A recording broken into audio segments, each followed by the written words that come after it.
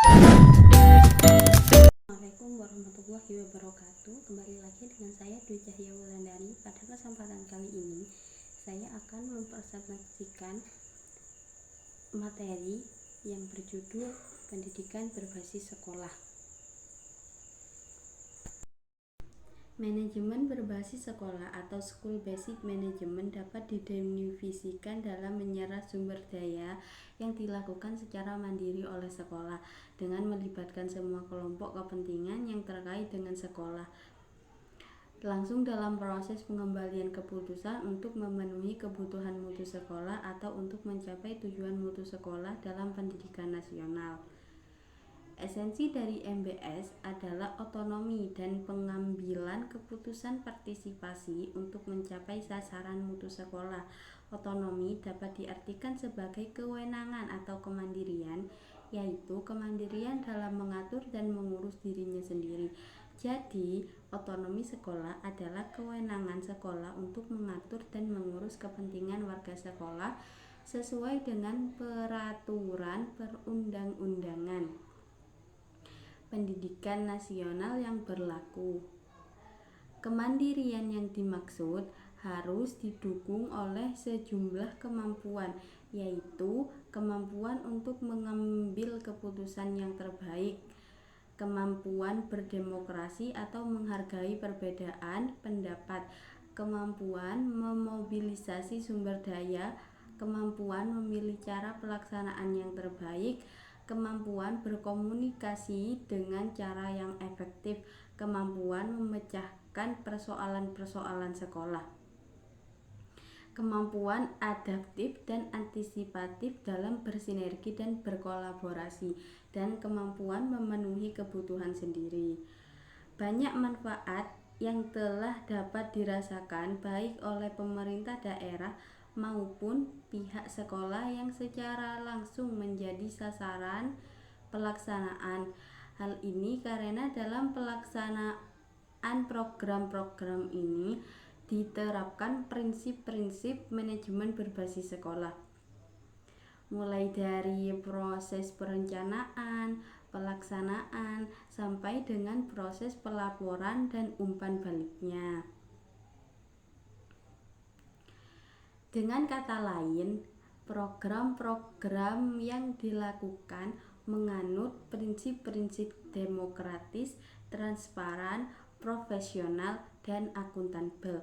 Melalui pelaksanaan program ini, para pengelola pendidikan di sekolah termasuk kepala sekolah, guru, komite sekolah, dan tokoh masyarakat setempat dilibatkan secara aktif dalam setiap tahapan kegiatan. Disinilah proses pembelajaran itu berlangsung dan semua pihak saling memberikan kekuatan untuk memberikan yang terbaik bagi kemajuan. Poin berikutnya adalah tujuan program manajemen berbasis sekolah. Pertama, mengembangkan kemampuan kepala sekolah bersama guru, unsur komite sekolah, atau majelis madrasah dalam akses manajemen berbasis sekolah untuk meningkatkan mutu sekolah.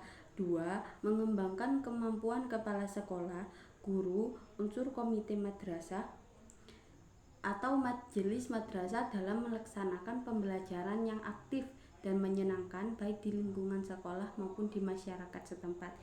3. Mengembangkan peran masyarakat yang lebih aktif dalam masalah umum persekolahan dari unsur komite sekolah dalam membantu meningkatkan mutu sekolah.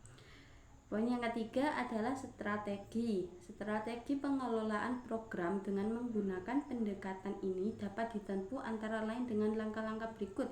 Yang pertama, memperdayakan komite sekolah atau majelis madrasah dalam meningkatkan mutu pembelajaran di sekolah.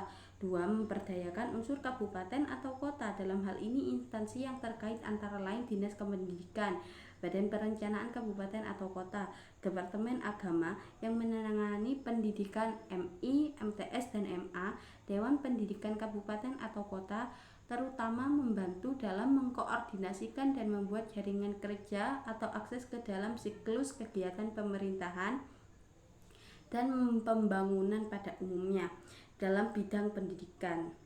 Yang ketiga, memberdayakan tenaga kependidikan, baik tenaga tenaga pengajar atau guru, kepala sekolah, petugas bimbingan dan penyuluhan atau BP, staf kantor, pejabat-pejabat di tingkat kecamatan, unsur komite sekolah tentang manajemen berbasis sekolah, pembelajaran yang bermutu dan peran serta masyarakat.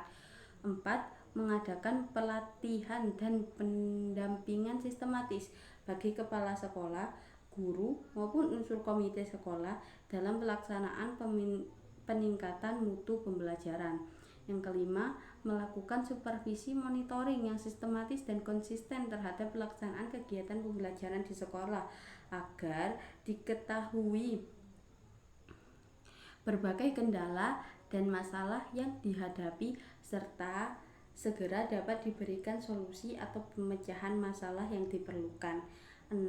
Mengelola kegiatan yang bersifat bantuan langsung bagi setiap sekolah untuk meningkatkan mutu pembelajaran, rehabilitasi atau pembangunan sarana dan prasarana pendidikan dengan membentuk tim yang sifatnya khusus untuk menangani dan sekaligus melakukan dukungan dan pengawasan.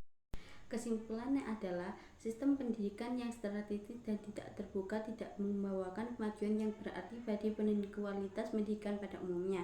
Bahkan dalam kasus-kasus tertentu, manajemen yang strategis telah menyebabkan terjadinya pemandulan pendidikan pada berbagai jenis dan jenjang pendidikan. Untuk mengatasi terjadinya stagnasi di bidang pendidikan ini, diperlukan adanya paradigma baru di bidang pendidikan. Seiring dengan bergulirnya era otonomi daerah, terbukalah peluang untuk melakukan reorientasi paradigma pendidikan menuju ke arah desentralisasi pengelolaan pendidikan. Peluang tersebut semakin tampak nyata setelah dikeluarkannya kebijakan mengenai otonomi pendidikan melalui strategi pemberlakuan manajemen berbasis sekolah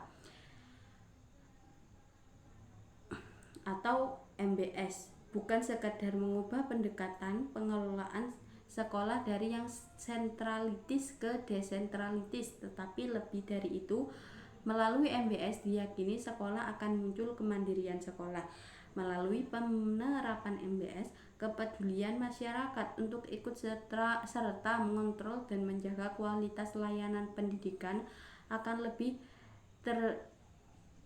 buka untuk dibangkitkan. Dengan demikian, kemandirian sekolah akan diikuti oleh kompetisi yang tinggi akan akuntabilitas publik yang memadai. Mungkin cukup sekian materi dari saya. Maaf apabila ada kekurangan. Saya mohon maaf yang sebesar-besarnya. Wabillahi taufiq wal hidayah. Wassalamualaikum warahmatullahi wabarakatuh.